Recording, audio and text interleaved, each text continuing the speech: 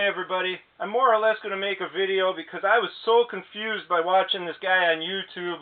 He was saying to hook an Atari up, and he ran it through his VCR, and then with a input, and then he needed to have the audio video to HDMI thing, and you know, really confusing stuff that I didn't have for an Atari on hand. 20 years ago when I hooked one of these up, I did it a lot different than using a HDMI cable with RCA coaxial RCA ends on one end and HDMI on the other. I didn't exist. So I got two Ataris hooked up to my flat screen television. I'll show you those hookups. This is just an antiquated 2004 television, analog fun. And you shouldn't get rid of yours. If you got one, keep it around, because all that antiquated technology, how are you going to hook it up to a TV today, and what's going to be around 10 years from now? Just put it in the basement. Hook your VCR up to it and whatnot. In this case, I just spliced in what I did 20 years ago when channel 2 and 3, you had the flip switch on them, and they still weren't stations, so there was nothing broadcasting. Because this is all radio frequency, so it's broadcasting, a very weak signal, and, you know, I spliced the inner shield cables and the outer shielding together, and I ran it to a Nintendo, old school Nintendo RF switch, and then the coaxial cable into the television. And that worked 20 years ago. Those black lines on the TV don't exist. That's just camera interference. But you got this, let's kick this guy on. You know, there's Centipede. And of course, like the black lines, like I'm saying, don't exist. Now, between channels 2 and 3, you've got the, you got to choose the better. Now, what I've also got, because this cable was cut in this thing, the RF cable, so I got a replacement one, a used one. There's a guy selling new ones, and that should have been the way to go. I should have got a new one and just ran a new cable in there, but whatever. This is the adapter for an Atari to a coaxial input on one end, and then a plug switch for an RF on the other. There's your RF switch, RF input. You plug that in, and you screw that into the coaxial of the television, or, let's do it this way, I'll just screw it into the coaxial of the, I don't even think that RF switch is any good, but the back half of this RF switch here, and we'll put two into the same input. You still have to choose between channel 2 and 3, what's better in your area. I have it on 3, but I know 2 is actually better here, so let me kick that over to 2. What am I not doing right? Oh yeah, got to switch the wire inside in the circuit board. Okay, 3's better. I'm lying. There it is. So then you've got that. So now being reset, and we have Centipede. So that's the old school hookup on an old TV.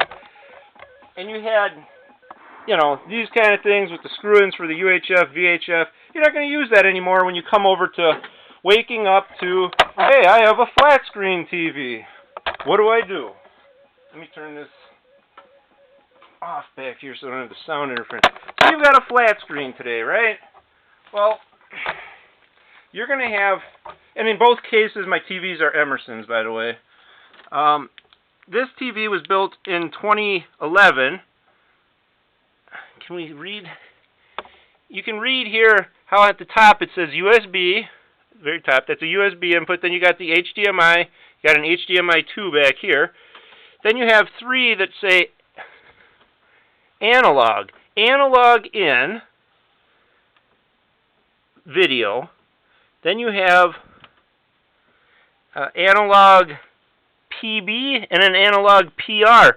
And these were, and then these are your audio left and rights, and then your coaxial input. But being that this is a 9-year-old television, 10-year-old television, you've got these analog inputs, and I think that was so you could run computer things through it too and whatnot. But as long as you've got analog inputs, you don't need all that HD converter box stuff. So like if you got a TV that was built this year, last year, and you don't have any analog inputs, you probably don't even have black and white guns in the TV for that purpose. But when you have analog inputs, you can get away with just that RF plug-in thing. It runs into the coaxial, which would have been, in the old days, it would have been your antenna input. And so that one on mine that's plugged into the coaxial is this one here. So if we go TV up, what do we got to do here? Source.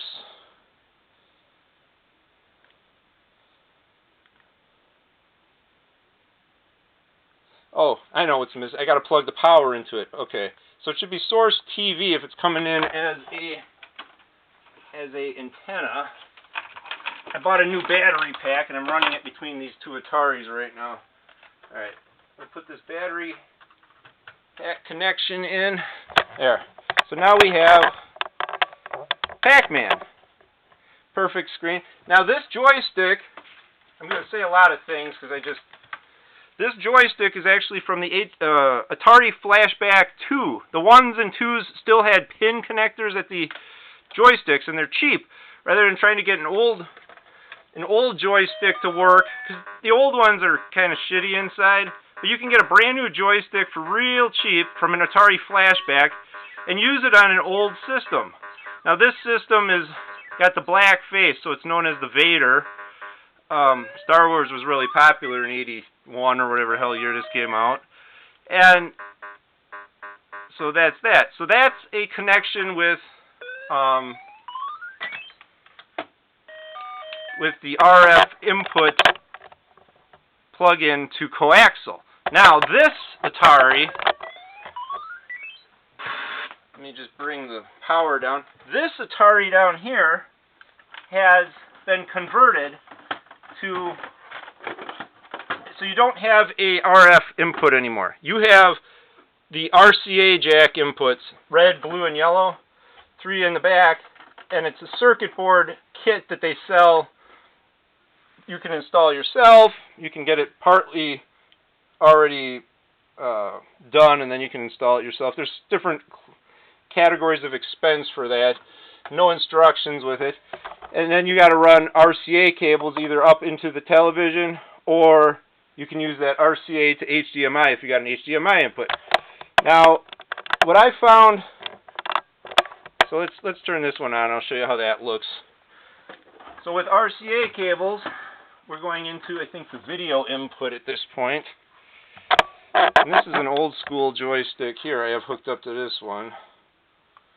Let's try video. Yeah. Okay, and there's Qbert.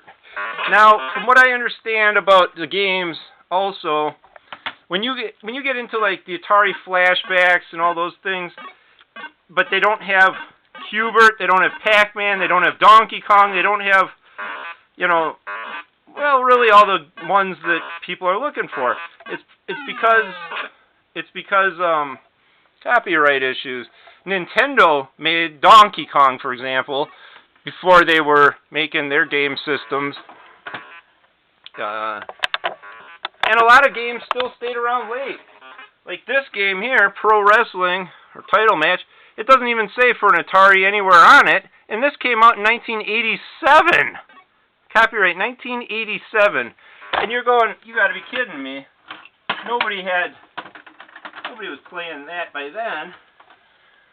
And you're right, they weren't. But they were still trying to keep it alive. And so whoever they is that made this, see, copyright 1987, whoever they is that was making or trying to make Atari games still in '87 it was over. Nintendo was alive and well.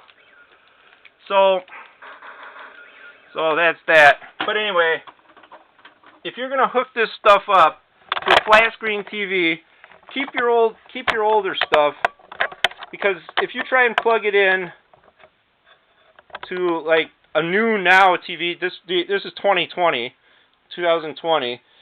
you're gonna need to go through. You're gonna need to have a converter box, and like the guy in his video, he was running it through a VCR and then up through that RF plug-in coaxial thing and all that. Well, if you had a converted one that was already converted to RCA cables, I tested it on my dad's. You can run the converted one into this and then output with the HDMI and work it on a TV that is now, thankfully, but you need to have a converted one over to RCA jacks to even do that. Because the TV now doesn't even recognize just an audio RF radio frequency input through a coaxial on the input side. It doesn't even recognize it. So you need to have a converted one to even stand a chance. Or, or you just get a plug-and-play system which works on everything. But I hope that helps. People say too you can run like a Sega Genesis 6-foot extension to get your joystick out further. I tried it and I wasn't excited about the whole idea, but that's just a few ways you can make a go of it. So if you got an old Atari, just go through a older television like that, or 2011, something with analog on it anyway. Otherwise, you got to go through the whole process. Have a good day, everybody. Hope I explained it well enough. Take care.